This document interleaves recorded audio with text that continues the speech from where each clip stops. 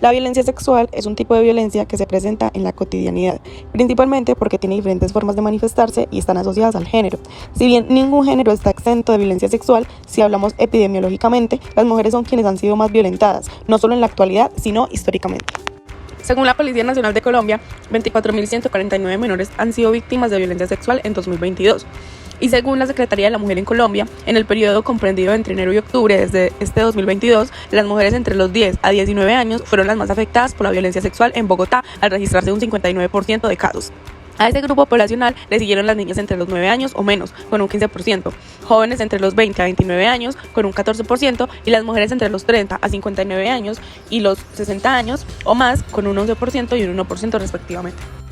Según el Fondo de Población de las Naciones Unidas, el cual es la agencia de la ONU para la salud sexual y reproductiva y hace presencia en Colombia, afirman que según estudios apoyados también por la Fundación Feminicidios Colombia, hasta el 6 de julio de 2022 habían registradas 194 víctimas de feminicidio y ya para octubre de 2022 habían 588 feminicidios denunciados. También según la Fiscalía General de la Nación, desde el año 2015 hasta el presente, un total de 4.170 denuncias presentadas por este mismo delito. Esto sin tener en cuenta los casos sin resolver y los que no fueron denunciados.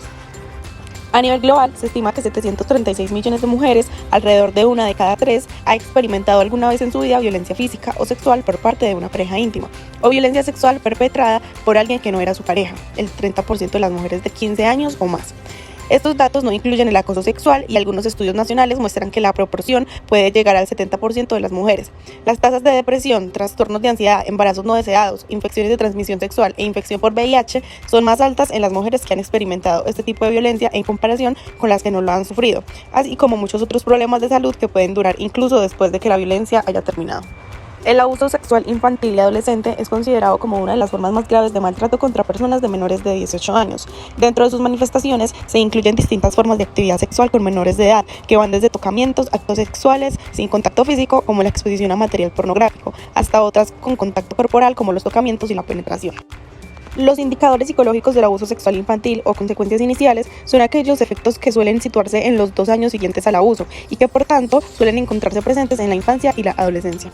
Las violencias sexuales traen consigo distintas problemáticas, como las emocionales, que son problemas de tipo internalizante, en los cuales se presenta una elevada frecuencia en la sintomatología postraumática con una prevalencia situada cerca de la mitad de las víctimas. También se observan síntomas de ansiedad y depresión, baja autoestima, sentimiento de culpa y estigmatización. También la ideación o la conducta suicida, que se da en un elevado número de casos. También se presentan problemas cognitivos y de rendimiento académico, en los cuales se ve la afectación de la capacidad de atención y concentración y una frecuencia de sintomatología hiperactiva. Una de las áreas que suele quedar más afectada en víctimas de abuso sexual infantil es la relación social con iguales y adultos, ya sean pertenecientes a la familia o desconocidos, dada la ruptura que la experiencia del abuso sexual implica en la confianza de la víctima. Un estudio de Oates en el que el 43% de las víctimas de abuso sexual manifestaron tener pocos amigos en comparación con el 11% de los menores no víctimas.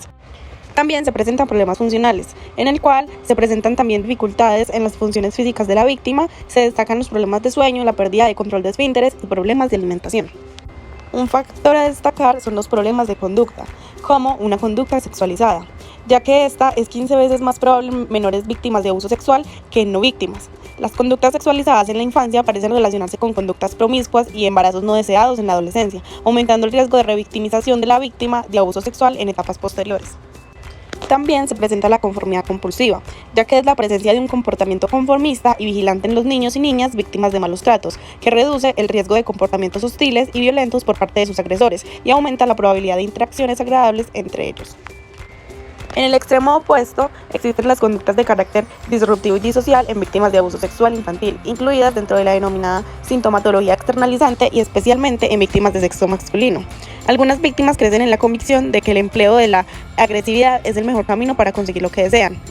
Haber sido víctima de abusos en la infancia parece constituirse un factor de riesgo para que de adulto se victimice a otros, conociéndose este fenómeno como la transmisión intergeneracional de la violencia, una de las consecuencias más graves del abuso sexual a nivel social. Aunque el abuso sexual infantil y adolescente comparten sus consecuencias de manera similar, es más común encontrar en los adolescentes los siguientes comportamientos: consumo de alcohol o drogas, huidas del hogar, conductas autolesivas o suicidas, conocimiento sexual precoz o inapropiado, masturbación compulsiva, excesiva curiosidad sexual, problemas de identidad sexual, conductas exhibicionistas, falta de satisfacción sexual, alteraciones en la motivación sexual, trastornos de la activación sexual y del orgasmo, creencia de ser valorado por los demás únicamente por el sexo y el embarazo adolescente no deseado.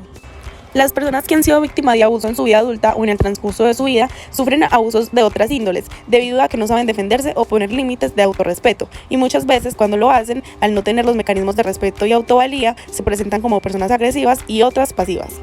Los adultos que han sufrido abusos no confían en sí mismos, en su entorno o en el mundo en general, experimentando sentimientos muy intensos de ansiedad durante la edad adulta. Pueden tener problemas de relación y sentimientos de baja autoestima. Por ejemplo, pueden permanecer en una relación abusiva o poco saludable. El abuso afecta los sentimientos de autoestima, puede llevar a comportamientos físicos poco saludables como los trastornos alimenticios, los trastornos de obesidad, que son comunes en la adultez generalmente, esconden su cuerpo detrás de la obesidad para no ser deseados o mirados. La psicología tiene una enorme deuda con las víctimas de abusos sexuales. Si revisamos en nuestra historia el tratamiento que se ha dado a los abusos sexuales y al trauma, encontraremos referencias que han justificado desde la biología, la ciencia y el psiquismo diferencial la naturalización de la violencia sexual a través de la agresividad natural masculina y la pasividad femenina. Es esencial que nos formemos para escuchar y reconocer las situaciones de abuso sexual en las narrativas de las personas con las que trabajamos. Reconocer las situaciones de abuso sexual implica trabajar sobre nuestros propios prejuicios, identificar los aspectos de la cultura de la violación que hemos interiorizado y repensar nuestras propias experiencias de abuso, nuestro concepto de sexualidad y nuestra idea de consentimiento.